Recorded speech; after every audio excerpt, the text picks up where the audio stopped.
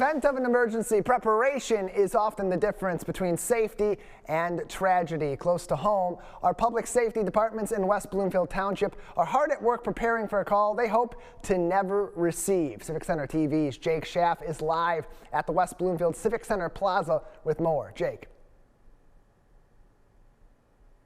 Outside of the old West Bloomfield Parks building, you can see it is taped off with some police trucks in the vicinity. That is because that currently they are utilizing this old space for active shooter training. Now, there is not an active shooting incident that is taking place in West Bloomfield at this moment. This is merely a mandatory and a very precautionary training session that is taking place with the police department in conjunction with the West Bloomfield Fire Department. I reached out to Deputy Chief Brian Tash for comment. He explained it's a very busy time for these officers who have a lot of work ahead of them, and they're probably going to be utilizing this space throughout the rest of the week. I also got a comment from West Bloomfield Fire Chief Greg Flynn, who explained that, quote, public safety in West Bloomfield trains personnel to respond to expected and unexpected events that may occur at any time in our community.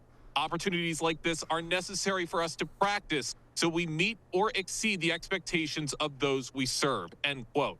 Definitely a lot of work taking place at this building right now, and there's going to be more information that will come out. I'll hopefully get a chance to talk with some of the officers in the coming days to get a little more information. But yeah, absolutely right, Tyler. All of this training session, very, very important for incidents that we hope to never occur.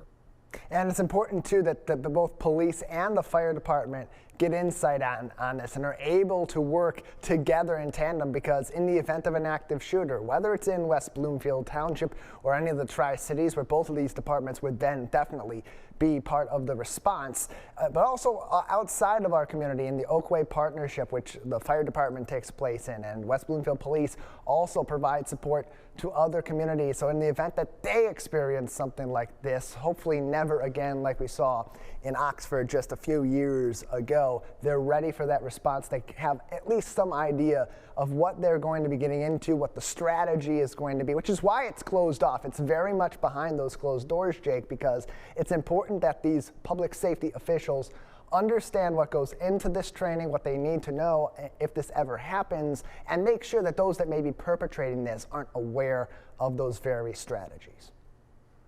You're absolutely right. I mean, this is probably as close to the building as I can get. It is a very, very secluded and very, very private training session. And you're right in that with incidents like Oxford and with the countless other shootings that have taken place over the last few years, this is something we want to desperately try to avoid. So all of this work is incredibly necessary.